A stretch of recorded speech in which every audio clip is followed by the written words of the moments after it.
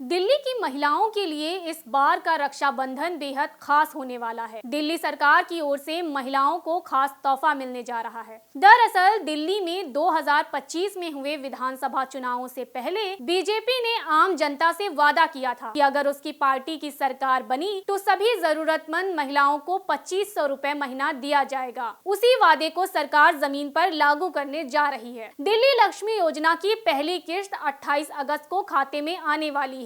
इसी महीने शुरू हुई दिल्ली लक्ष्मी योजना ने दिल्ली की महिलाओं के बीच शुरुआती दौर में ही बड़ी पहुंच बना ली है। योजना का ऑनलाइन पोर्टल शुरू होने के महज 7 दिन के भीतर पंजीकरण का आंकड़ा 5 लाख के पार पहुंच गया। दिल्ली लक्ष्मी योजना में आवेदन करने वाली महिलाओं के लिए कई नियम और शर्तें लगाई गई हैं। योजना के लिए आवेदन करने वाली महिलाओं को ये सुनिश्चित करना होगा कि उनके परिवार के बच्चों को सरकारी नियमों के अनुसार टीके लगे हों। इसमें 14 साल से अधिक उम्र की लड़कियों के लिए HPV वैक्सीन भी शामिल है। योजना के स्टैंडर्ड ऑपरेटिंग प्रोसीजर यानी SOP के मुताबिक आवेदकों को अपनी निजी जानकारी का इस्तेमाल, निगरानी और मूल्यांकन के लिए करने की सहमति भी देनी होगी। सरकार की ओर से योजना की पात्रता के लिए तय की गई कई शर्तों में से एक ये भी अहम है। HT की रिपोर्ट के अनुसार आवेदकों को आवेदन फॉर्म भरते समय उनका पर्सनल डेटा बैंकिंग पार्टनर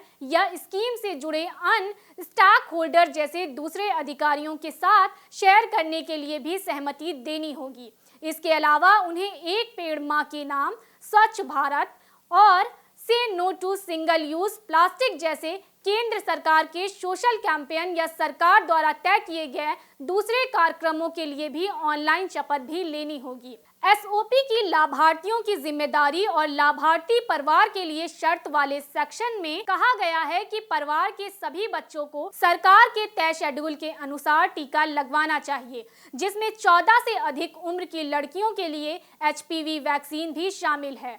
इस सेक्शन में आवेदकों के लिए कई जरूरी शर्तें बताई गई हैं। महिलाओं को आवेदन फॉर्म में इसी तरह का एक शपथ पत्र भरना होता है।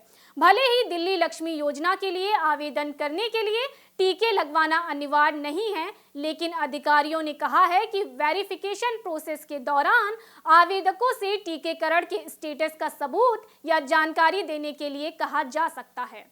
दिल्ली लक्ष्मी योजना के तहत उस परिवार की 21 से 60 साल की सबसे बड़ी महिला को हर महीने 2500 दिए जाएंगे, जिसकी कुल सालाना आय 2.5 लाख से कम है। लाभार्थी या उसके पति या माता पिता कम से कम 10 साल से दिल्ली के निवासी होने चाहिए। 3 से अधिक बच्चों वाली महिलाएं इस योजना के लिए पात्र नहीं होंगी। जो महिलाएं पहले से ही किसी दूसरी सरकारी योजना के तहत आर्थिक मदद या पेंशन ले रही हैं या जो इनकम टैक्स देती हैं, GST रिटर्न भरती हैं, सरकारी कर्मचारी हैं या ऐसे परिवारों से हैं जिनके सदस्य केंद्र या राज्य सरकारों में नौकरी कर रहे हैं, वे भी इस योजना के पात्र नहीं होंगी। इसके अलावा जिन परिवारों के पास 4 पहिया वाहन है, जिनका सालाना बिजली का खर्च 2400 यूनिट से अधिक है और जिन महिलाओं का क्रिमिनल रिकॉर्ड है, उन्हें भी इसमें शामिल नहीं किया जाएगा। इस योजना के तहत पात्र महिलाओं को हर महीने 2500 रुपए की आर्थिक सहायता देने का प्रावधान है। सरकार ने इस रकम को केवल तत्काल खर्च करने के लिए उपलब्ध कराने के बजाय इसमें बचत का हिस्सा जोड़ने की व्यवस्था भी की है। लाभार्थियों के सामने 2 वित्तीय विकल्प होंगे। पहले विकल्प में 1000 रुपए सेंट्रल बैंक डिजिटल करेंसी यानी CBDC वॉलेट में रखे जाएंगे, जिनका इस्तेमाल रोजमर्रा की जरूरतों के लिए किया जा सकेगा। इसके अलावा बाकी 1500 रुपए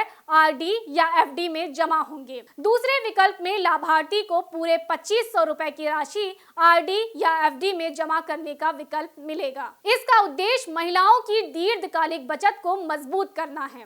मुख्यमंत्री रेखा गुप्ता के मुताबिक योजना के जरिए महिलाओं को आर्थिक सहायता के साथ बचत की आदत, डिजिटल वित्तीय समावेशन, सामाजिक सुरक्षा और लंबे समय की आर्थिक स्थिरता से जोड़ने की कोशिश की जा रही है। उन्होंने कहा कि विधानसभा चुनाव के दौरान महिलाओं के आर्थिक सशक्तिकरण को लेकर जो संकल्प लिया गया है, उसे सरकार जमीन पर लागू कर रही है।